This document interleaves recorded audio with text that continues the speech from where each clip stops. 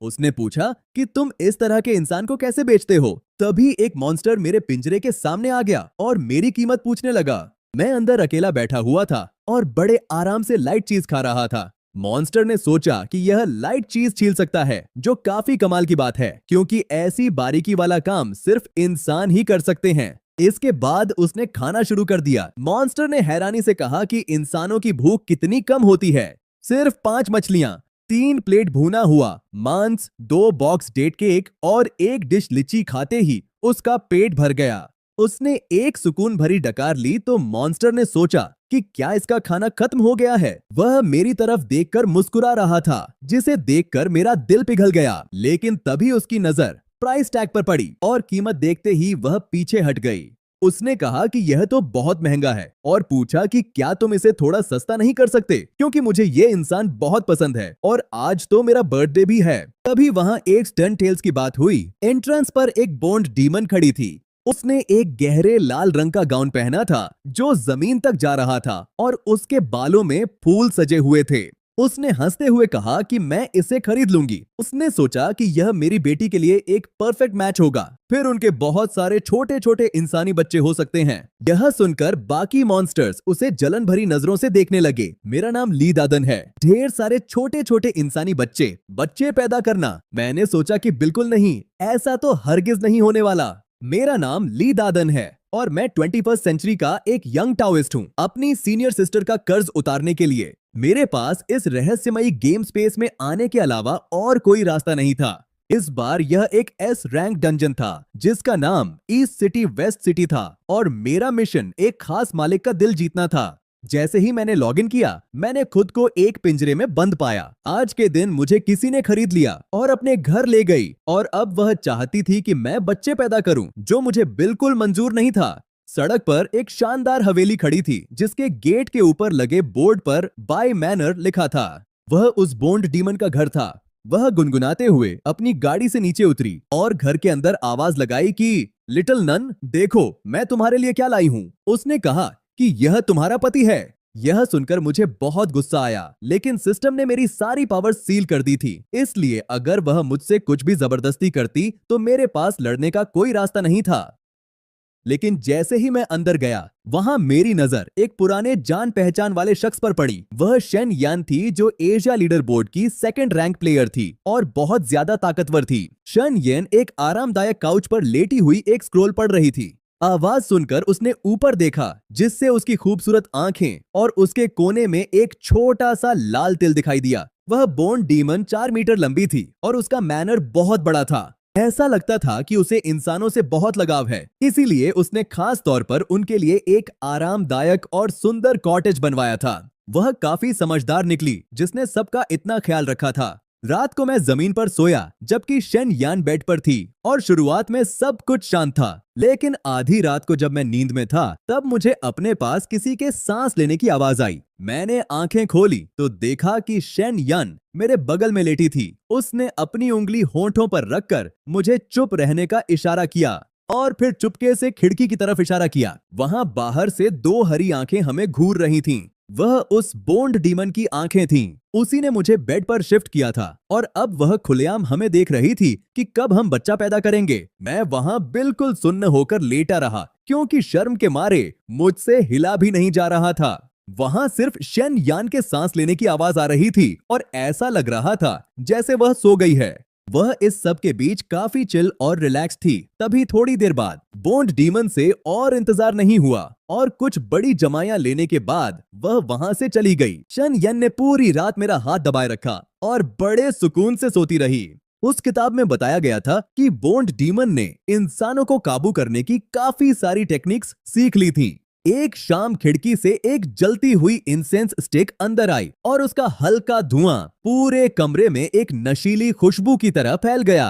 और तभी अचानक मेरे शरीर में एक अजीब सी बेचैनी और गर्मी बढ़ने लगी। मेरी नजरें बार बार बैम्बू मैट पर बैठी शेन यान की तरफ जा रही थीं। उसकी स्किन एकदम चमकदार थी और उसकी आंखें बंद थीं। वह पूरी तरह से कंसंट्रेशन में थी और वह बहुत सुंदर लग रही थी, जैसे कोई बहुत ही खतरनाक पर प्यारा फूल हो। मेरा चेहरा शर्म से लाल हो गया।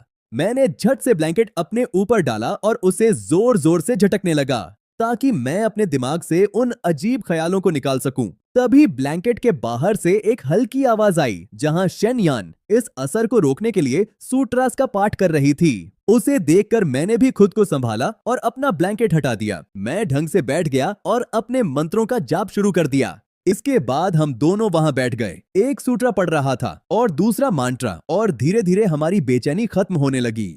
वहीं खिड़की के बाहर से बोन्ड डीमन हम दोनों को बड़े हैरान होकर देख रही थी। काफी देर तक देखने के बाद वह वहां से चली गई। उसने सोचा कि उसने सब कुछ ट्राई कर लिया, पर फिर भी यह दोनों बच्चा पैदा नहीं कर रहे हैं। वह घबराहट में गोल गोल घूमने लगी। उसने सोचा था कि जब हमारा कोई बच्चा होगा तो वह उसे तोहफे में मांग लेगी, पर हमने उसकी बात नहीं मानी। इसके बाद वह अपने दोस्तों विलो डीमन और बंजीकी से सलाह लेने गई। तब विलो डीमन ने कहा कि मेरा इंसान तो हमेशा चिल्लाता रहता है। मैंने उसे आंगन में लगाया, पानी दिया, खाद डाली और सारी सफाई भी की, पर फिर भी वह मुझसे बदतमीजी क्यों कर रहा है। तब किसी ने कहा कि ऐसे काम नहीं चलेगा, क्योंकि इंसान बहुत नाजुक होते हैं। देखो, इसमें लिखा है कि इंसानों को रात में बिस्तर पर गर्म और आरामदायक कपड़ों के साथ सोना चाहिए। उसने कहा कि विलो डीमन, तुम सच में बुद्धू हो, क्योंकि इंसान को मिट्टी में नहीं उगाते। दूसरे ने कहा कि मेरा वाला इंसान तो बहुत सीधा है और काफी टाइम से कोई शोर नहीं मचा रहा। वह एकदम शांत बैठा है और बिल्कुल हिल भी नहीं रहा। तब पूछा गया कि क्या वह खाने पीने के लिए हिल रहा है, तो उसने जवाब दिया कि मैंने उसे अभी तक कुछ खिलाया ही नहीं। तुम्हें तो पता ही है कि हम स्पिरिट्स कुछ नहीं खाते। इस पर उसने समझाया कि यह गलत है, क्योंकि किताब के हिसाब से इंसानों को रोज खाना चाहिए, वरना वह मर जाएंगे।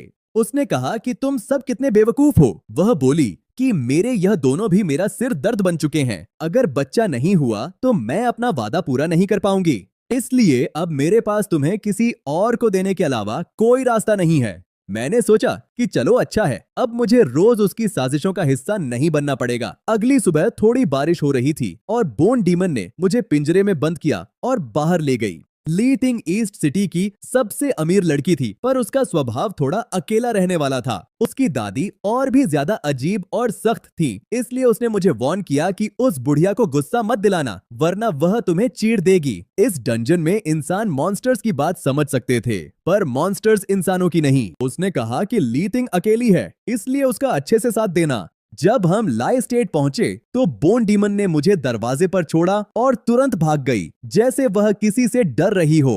तभी एक जोर की आवाज आई। मेरे पीछे वह बड़ा सा तांबे का गेट जोर से बंद हो गया। फिर एक काली बिल्ली जो वहां की स्टीवर्ड थी, उसने मेरा पिंजरा उठाया और हवेली के अंदर ले जाने लगी।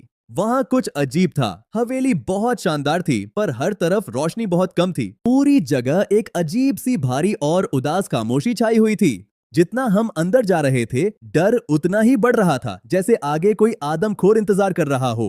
तभी काफी देर बाद सिस्टम की आवाज आई कि 31 प्लेयर्स मारे गए हैं और सिर्फ 19 बचे हैं। इतने सारे लोग मर गए, क्या उन्हें उनके मालिक ने खा लिया था? पिछले कुछ दिनों में बोन डीमन मुझसे बच्चा पैदा करने की उम्मीद कर रही थी, लेकिन मैं एक शरीफ किस्म का इंसान था और उसकी ख्वाहिश पूरी करने के लिए मैं कुछ नहीं कर सकता था। पर अब मुझे अपने नए मालिक का पूरी तरह से दिल जीतना था। हम एक बरगद के पेड़ के नीचे पहुंचे, जहां कोई मेरी तरफ पीठ करके बैठा चाय पी रहा था और उसने सफेद फर पहना था। उस काली बिल्ली ने बताया कि मालकिन बोन डीमन बाई चेन ने आपके लिए एक तोहफा भेजा है। उसने सोचा कि बाई चेन ने क्या भेजा होगा। जैसे ही मैं बाहर निकला, गलती से मेरा पैर पिंजरे के दरवाजे में फंस गया और मैं लड़खड़ा गया। इसके बाद चाय गिर गई। नई मालकिन की सुंदर रेशमी ड्रेस पर एक बड़ा सा दाग फैल गया। उसने कहा कि यह तोहफा तो बड़ा स्वादिष्ट लग रहा है, क्या मैं इसे आज के डिनर में मिला दूं? मैंने घबराकर सोचा कि रुकिए, मेरा मांस बहुत सख्त है, मैं खाने में बिल्कुल अच्छा नहीं लगूंगा। उसने कहा कि मैं हूं ना, इसे डराओ मत। वह कहने लगी कि यह कितना क्यूट है, कितना ज्यादा एडोरेबल है। मेरी नई ओनर ली थिंग एक सफेद बिल्ली थी जो 5 मीटर लंबी और एकदम बर्फ जैसी सफेद थी। वह देखने में एकदम साफ सुथरी और बेदाग लग रही थी। उसकी आंखें नीली और बैंगनी रंग की थीं, पर दुख की बात यह थी कि वह ब्लाइंड थी। उस शाम बताया गया कि मिस ली ददान यहाँ आ गया है और फिर मैं और ली थिंग एक साथ डिनर करने बैठ गए। वह बड़े ही तमीज से अपनी प्लेट से ताजा मछली के छोटे और शानदार टुकड़े करके खा रही थी। मैंने अपने सामने रखी चीज को हैरानी से घूरा, जो एक बड़ी कच्ची मछली थी जिसमें से खून निकल रहा था और उसके अंदर के अंग भी नहीं निकाले गए थे। उसने पूछा कि मेरे नन्हे मेहमान, क्या तुम्हें यह पसंद नहीं आया? मैं उछलकर उसके हाथ पर गया और पागल की तरह इशारे करने लगा। मैंने बताया कि मुझे यह पकी हुई चाहिए। पकी हुई का मतलब है आग पर भुनी हुई, और अगर ऊपर से थोड़ा नमक हो तो मजा ही आ जाए। मैंने आग जलने और नमक छिड़कने की एक्टिंग करते हुए उसे समझाया। हम दोनों के बीच बात करना एक बहुत बड़ा चैलेंज था, क्योंकि न तो वह मेरी भाषा समझ सकती थी और न ही वह मेरे इशारे देख सकती थी। तभी स्टीवर्ड हंसने लगी और बोली कि यह मिट्टी खाना चाहता है। इस पर ली टिंग ने कहा कि यह मिट्टी बिल्कुल नहीं हो सकती। मैं समझती हूँ यह क्या कह रहा है। मैंने सुकून की सांस ली कि चलो कोई तो समझदार है, और वापस अपनी कुर्सी पर बैठ गया। थोड़ी देर बाद वहां क्या हुआ, एक नौकर कंचुए से भरा हुआ थाल लेकर आ गया। मैंने निराशा से उसे घूरा और सोचा कि मैं तो भूखा ही मर जाऊंगा। इन लोगों को अपनी बात समझाना नामुमकिन लग रहा था। लेकिन फिर स्टीवर्ड मुस्कुराई और एक सुनहरी चमकती हुई भुनी हुई मछली बाहर लाई। वह एकदम सही गर्म थी। मुझे मानना पड़ा कि भले ही वह मजाक करती हो, पर है तो तेज दिमाग वाली। तभी अचानक दरवाजे के बाहर से अनाउंसमेंट आई कि जल्दी करो, डिनर तैयार करो, क्योंकि ओल्ड मिस्ट्रेस वापस आ गई हैं। उन्होंने बताया कि लेडी को ऑर्गन्स बहुत पसंद हैं, और वह भी कच्चे। सारे नौकर काम में लग गए। मेरा दिल बैठ गया। बोन डीमन की वह वार्निंग मेरे कानों में गूंजने लगी कि कुछ भी करना, पर उस लेडी को मत छेड़ना, वरना वह तुम्हें कच्चा चबा जाएगी। लेडी ने छींके हुए कहा कि मुझे लग रहा है यहाँ कोई इंसान मौजूद है। और तभी ली टिंग की लेडी, जो एक लाठी के सहारे चलने वाली बूढ़ी बिल्ली डीमन थी, दरवाजे से अंदर आई। उसके कदम धीरे और लड़खड़ा रहे थे और उसका शरीर कमजोर था, लेकिन उसकी नजर एकदम तेज और तेवर बहुत गुस्से वाले थे। उसके आते ही पूरी हवेली में सन्नाटा छा गया। तब ली टिंग ने कहा कि लेडी, ये मेरा खजाना है, आप इसे नहीं खा सकती। लेडी ने कहा कि पागल बच्ची, क्या तुम्हें लगता है तुम्हारी लेडी ऐसी गंदी चीज अपने मुंह में डालेगी? उन्होंने समझाया कि इंसान बहुत चालाक, नीच और धोखेबाज होते हैं, और यह बड़े घिनौने जीव हैं जिन्हें खाने से पेट खराब हो जाएगा। उन्होंने गुस्से में कहा कि इंसान को खाने से तो अच्छा है मैं भूखी ही रह लूं। लेडी ने फिर छींक कर कहा कि मुझे फर से एलर्जी है और हम इस घर में कोई गंदी चीज नहीं रख सकते। उन्होंने हुक्म दिया कि इसे वेस्ट सिटी में बेच दो, वहां के डीमंस इसके टुकड़े टुकड़े कर देंगे। ली टिंग रोने लगी और लेडी से मिन्नतें की कि प्लीज ऐसा मत कीजिए, मुझे इसे अपने पास रखने दीजिए। उसने वादा किया कि वह कोई मुसीबत खड़ी नहीं करेगी। तब लेडी ने कहा कि ठीक है, मैं यह तुम पर छोड़ती हूं, लेकिन उन्होंने वार्न किया कि अगर इस चालाक जीव ने कोई भी शरारत की तो वह खुद इसे अपने हाथों से चीर देंगी। मैं वहां निराशा में डूबा हुआ था। मैंने सोचा कि मैं एक सीधा बच्चा बनकर नहीं रह सकता।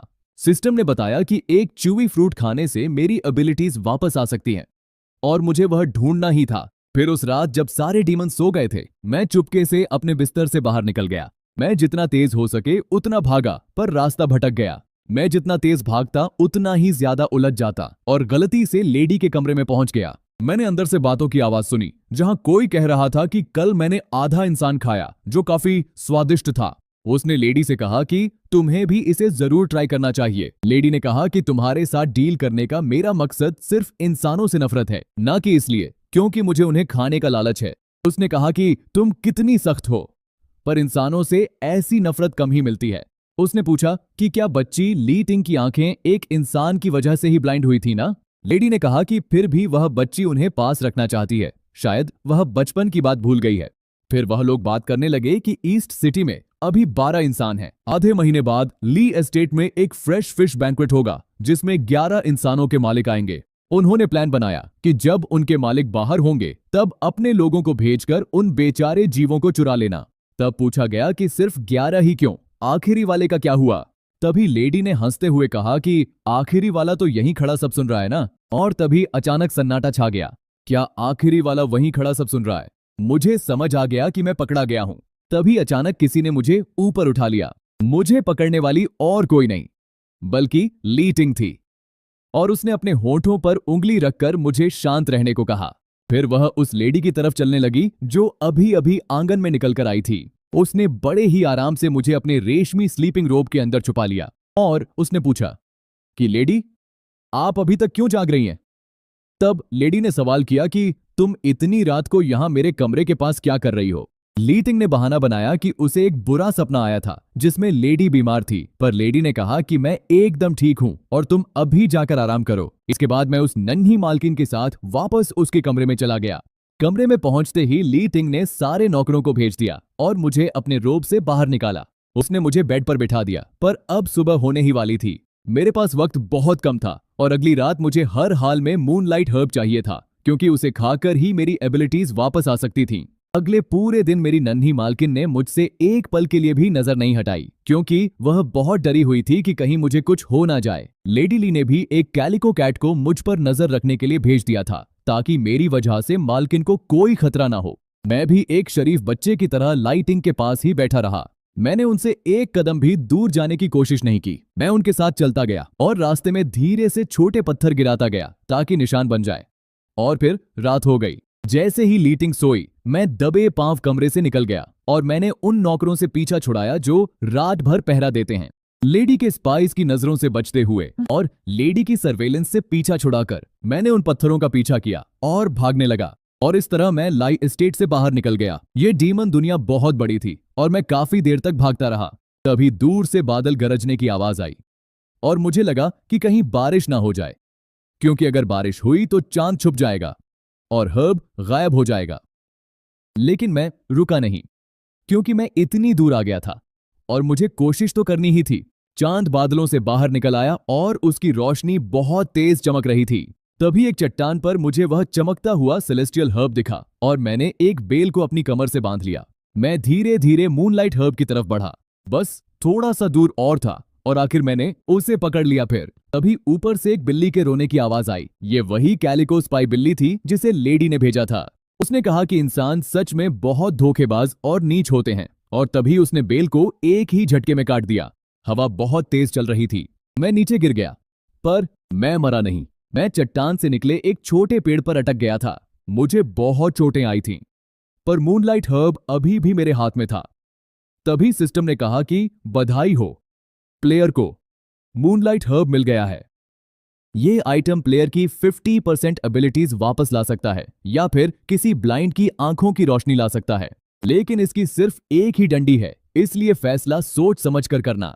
मैंने ऊपर देखा जो लगभग 20 मीटर दूर था, और फिर मैंने नीचे की गहरी खाई को देखा जिसका ठिकाना ही नहीं था। मैंने सोचा कि काश मैं किसी बुक्स या नॉवल में होता जहां नीचे गिरने से कोई नहीं मरता, और शायद रास्ते में कोई बूढ़ा गुरु और सीक्रेट किताब मिल जाती। मैं खुद पर ही हंसने लगा और हर्ब को अपने दांतों में दबाकर ऊपर चढ़ने का फैसला किया। मैंने सोचा कि अगर मैं गिरा तो मैं इसे निगल लूंगा, लेकिन अगर मैं ऊपर पहुंच गया तो मैं इसे लाइटिंग को दे दूंगा, क्योंकि अगर कल रात वह नहीं होती तो मैं अब तक मर चुका होता।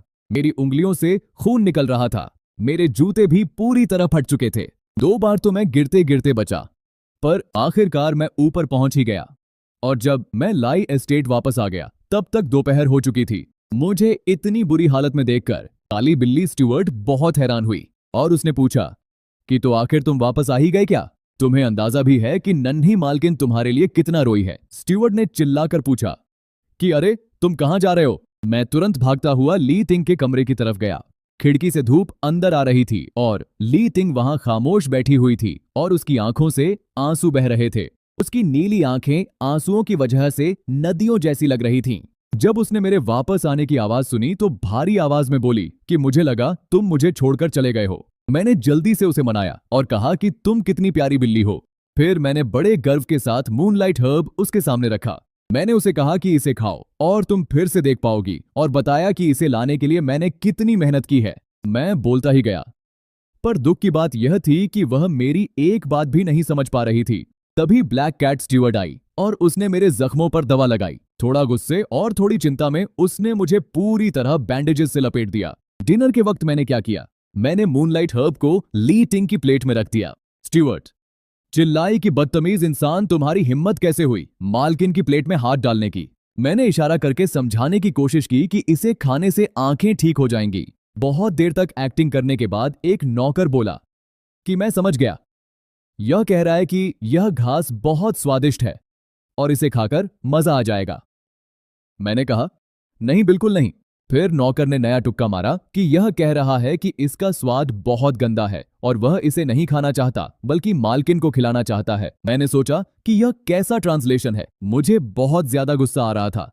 तभी एक ने कहा कि यह कह रहा है कि यह जड़ी बूटी ब्लाइंड लोगों की रोशनी वापस ला सकती है। मैंने तुरंत हाँ में सिर हिलाया। तब ली टिंग ने पूछा कि क्या सच में मेरी रोशनी वापस आ सकती है। उसने कहा कि शायद तुम मुझे खुश करने के लिए यह सब कह रहे हो। मैंने वादा किया कि इस बार यह काम करेगा और मुझ पर भरोसा रखो। उसने पहले भी बहुत बार कोशिश की थी पर हर बार हार मिली थी, इसीलिए उसने उम्मीद छोड़ दी थी। फिर उसने कहा कि अगर तुम मुझसे वादा करो कि मुझे छोड़कर नहीं जाओगे तो मैं कोशिश करूंगी। अचानक वह चिल्लाई कि मेरी आंखों में दर्द हो रहा है। तुरंत शहर के सारे बड़े डॉक्टर्स को बुलाया गया और मुझे एक पिंजरे में बंद कर दिया गया। मैं अंदर बैठा घबरा रहा था कि कहीं सिस्टम मेरे साथ मजाक तो नहीं कर रहा था। तभी लेडी ली, जो किसी पार्टी में गई थी, तुरंत घबराहट में वापस आई। उन्होंने पूछा कि आखिर यहाँ हो क्या रहा है। नौकर ने कहा कि मालकिन शुक्र है आप आ गई हैं। जब उन्हें पता चला कि यह सब मेरी वजह से हुआ है तो उनकी गुस्से वाली नजर मुझ पर आ टिकी। उनकी नफरत एकदम आग जैसी थी और वह मुझे वहीं मारने के लिए तैयार थी। तब स्टीवर्ड ने कहा कि मालकिन, नन्ही मालकिन का दिल इस इंसान में बसा है। अगर आपने इसे मारा तो वह आपसे नफरत करने लगेगी, इसलिए उनके ठीक होने का इंतजार कीजिए। लेडी ली ने गुस्से में अपना हाथ झटका, जिससे बेचारी काली बिल्ली स्टीवर्ड दीवार से जा टकराई। उसके मुंह से खून निकलने लगा, लेकिन उसकी वजह से लेडी का ध्यान भटक गया और मैंने मौका देखकर पिंजरा खोला। मैं तुरंत दरवाजे की तरफ भागा, पर लेडी ली ने अपने पंजे निकाले और मुझ पर हमला करने के लिए झपटी। मैं मौत के एकदम करीब था। तभी अचानक क्या हुआ, एक सफेद साया मेरे सामने आ गया और वह ली टिंग थी। उसने चिल्लाकर कहा, लेडी इसे मत मारिए। उसने अपने दर्द की परवाह नहीं की और झुककर मुझे अपने हाथों में उठा लिया। तभी लेडी ली ने देखा कि कुछ तो बदल गया है। उन्होंने हैरानी से पूछा, बच्ची क्या तुम देख सकती हो? तब ली टिंग ने महसूस किया कि उसकी रोशनी वापस आ गई है। जब लेडी ने इशारा किया तब उसे समझ आया और वह खुशी से हंसने लगी। वह बहुत ज्यादा खुश थी। उसने कहा कि इसी नन्हे इंसान ने मेरी आंखें ठीक की हैं। इस सेलेस्टियल हर्ब की वजह से मेरी रोशनी वापस आई है।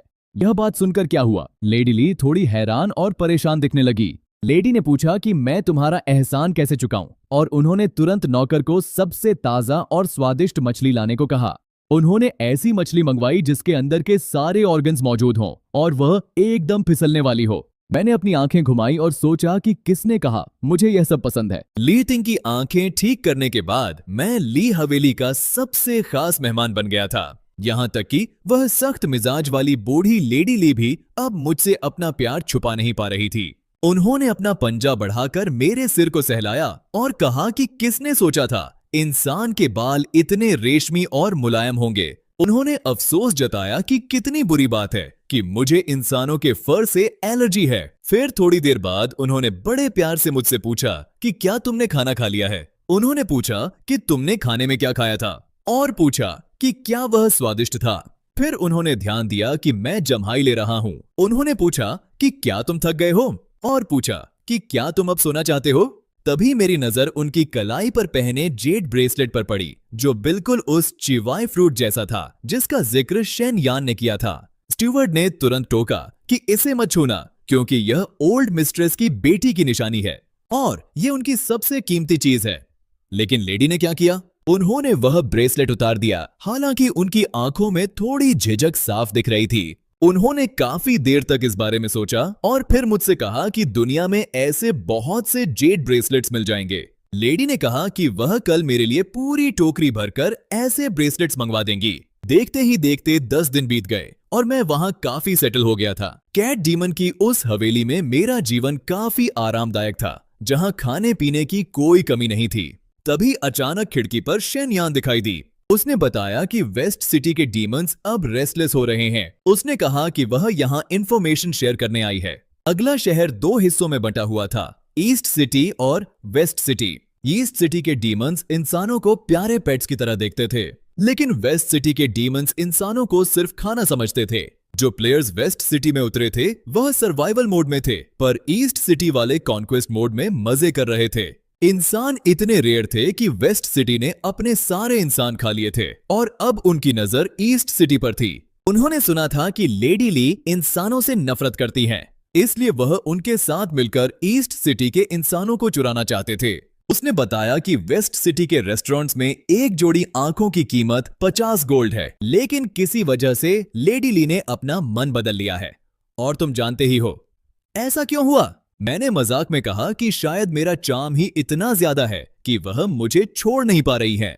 यह सुनकर शेन यान के मुंह से चाय निकल गई और उसने बताया कि लेडी ने वेस्ट सिटी से डील तोड़ दी है। वेस्ट सिटी को जब इंसानी मांस नहीं मिला तो उन्होंने ईस्ट सिटी पर हमला करने का प्लान बना लिया। मैं हैरानी से उसे देखता रह गया। मैंने सोचा कि क्या सच में सिर्फ खाने के लिए यह सब हो रहा है। वेस्ट सिटी एक वक्त के खाने के लिए लड़ रही थी और ईस्ट सिटी अपने प्यार के लिए लड़ रही थी। जब से बोन डीमन ने ह्यूमन केयर गाइड पब्लिश की थी तब से वह किताब हर जगह पॉपुलर हो गई थी। बोन डीमन बड़े ही जोश से चिल्ला रहा था कि यह लो ह्यूमन केयर गाइड और सबसे आगे रहो। उसने कहा कि चाहे आपके पास पीठ हो या न हो, पर इसकी जरूरत सबको है। विलो डीमन का इंसान प्लेयर लू वेंगसिंग था।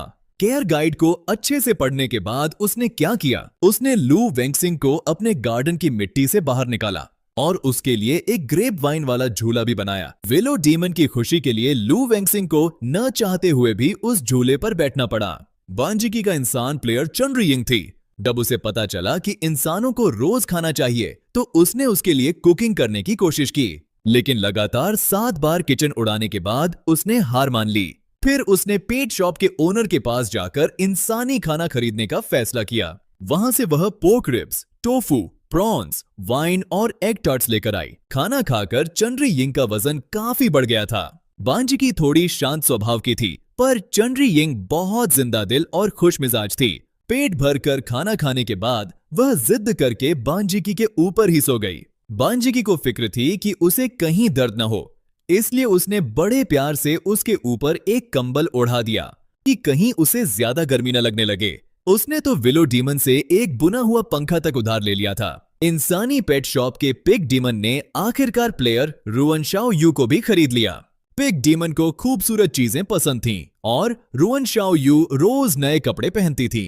हर एक स्टाइल अलग पर उतना ही दिलकश। दुकान की मालकिन टू फेस्ड गोस्ट को पैसा प्यारा था, पर उसने कभी किसी के साथ बुरा सुलूक नहीं किया। उसकी दुकान में रहने वाले इंसानों को हर रोज लजीज खाना खिलाया जाता था। चंड्री यिंग की तरह सबका वजन काफी बढ़ गया था। प्लेयर्स बड़े आराम से रह रहे थे, पर वह नहीं जानते थे कि एक जंग करीब है। 38 प्लेयर्स मर चुके थे, 12 बचे थे सारे। वेस्ट सिटी के प्लेयर्स पूरी तरह खत्म हो चुके थे। उस दिन काले बादल छा गए। दोपहर का आसमान आधी रात जैसा काला हो गया था। वेस्ट सिटी की तरफ से मौत और नफरत की एक भयंकर लहर आने लगी। ली तिंग की आंखें ठीक करने के बाद मुझे कभी बंद नहीं किया गया, पर अब मैं कमरे में बंद था। ब्लैक कैट स्टीवर्ड और दर्जन भर नौकर मेरी हिफाजत के लिए बाहर पहरा दे रहे थे। ईस्ट सिटी के डीमंस मुश्किल में फंसे हुए थे क्या? मालकिन ने बचने के लिए कोई नया आदेश दिया है। मालकिन जख्मी है और वह कहीं जा नहीं सकती है। नन्ही मालकिन कहती हैं, इंसान पेट नहीं, दोस्त और परिवार हैं। वह पीछे हटने से इनकार कर रही है। मैं घबराहट में कमरे में घूमने लगा और तकिया नीचे फेंक दिया। यह क्या है?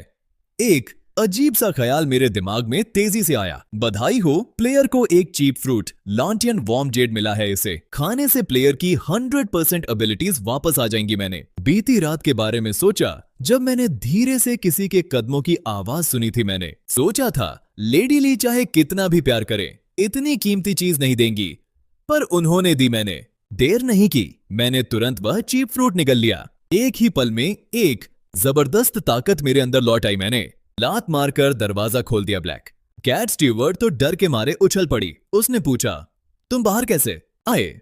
मैं बाहर निकला। एक क्रेन की आवाज के साथ एक विशाल क्रेन परिंदा नीचे आया। मैं उस पर चढ़ गया और कहा, मैं लेडी और ली तिंग को बचाने जा रहा हूं। यह क्या कह रहा है? यह उन्हें बचाने की बात कर रहा है। हवा में ऊपर से मैंने नीचे देखा। ईस्ट सिटी में हर तरफ गोस्ट फायर जल रही थी। जंग का शोर हर तरफ गूंज रहा था। इंसान कहां है? वह स्वादिष्ट नन्हे इंसान कहां है? Two faced ghost shop owner ने चिल्लाकर कहा, कर्स ब्लेड, मैं तुमसे आखिरी दम तक लड़ूंगी। पर वह अभी अभी अपनी पिछली जंग जीती थी। वह पहले ही जख्मी थी और पूरी तरह थक चुकी थी। बिल्कुल वैसा ही हुआ। पास पहुंचने से पहले ही वह बेहोश होकर गिर पड़ी। हाँ, इंसान नहीं मिले तो क्या? टू फेस्ड गोस्ट भी बुरा नहीं है। कर्स्ड ब्लेड एक डीमन ब्लेड थी। इसे कोई काट या जला नहीं सकता था, सिर्फ मियान ही इसे रोक सकती थी। पर वह मियान कहाँ थी? सबसे खतरनाक जगह ही सबसे सेफ है। मियान शायद तलवार ने अपने पास ही कहीं छुपा रखी होगी। जरूर वह मियान होगी। वही मियान है। मियान और तलवार मिल गए और देखते ही देखते कर्स्ड ब्लेड को काबू कर लिया गया। दूसरी तरफ बांजिकी को 3 गोड डीमंस ने घेर लिया था, जिनके हाथ में भारी हथौड़े थे।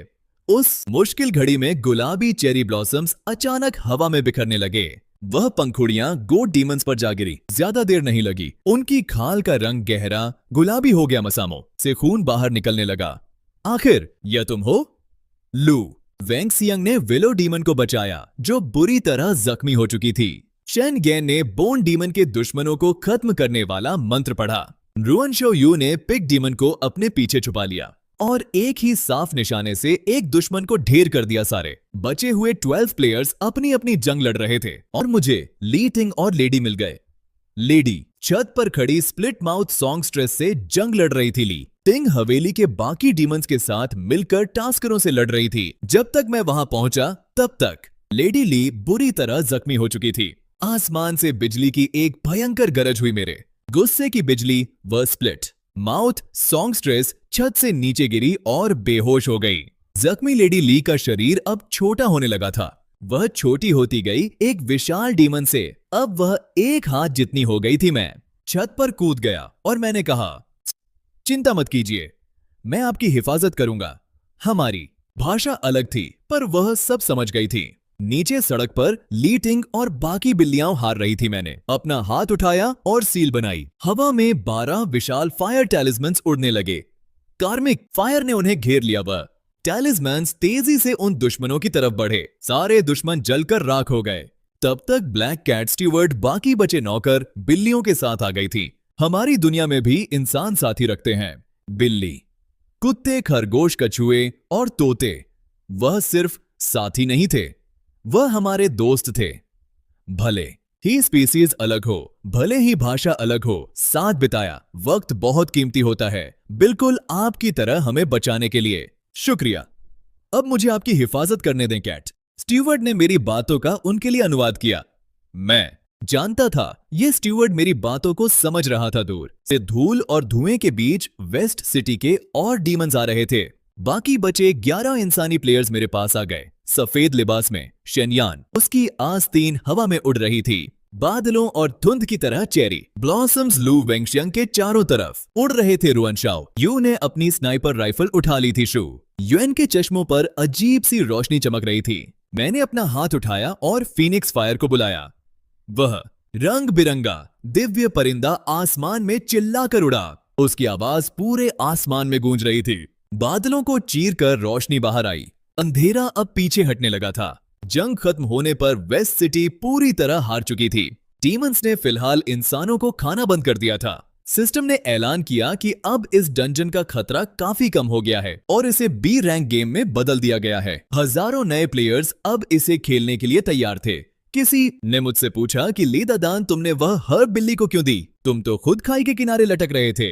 तुम्हारी खुद की जान मुश्किल में थी, क्योंकि उस दोपहर जब मैंने उसे पहली बार देखा था तब मैं गलती से पिंजरे के दरवाजे से टकराकर गिर गया था। मैंने चाय का कप गिरा दिया था और उसकी सबसे प्यारी ड्रेस खराब कर दी थी। जब मैं सोच रहा था कि भागूं या नहीं, तब मैंने उसके सिर के ऊपर नंबर देखा, अफेक्शन 100।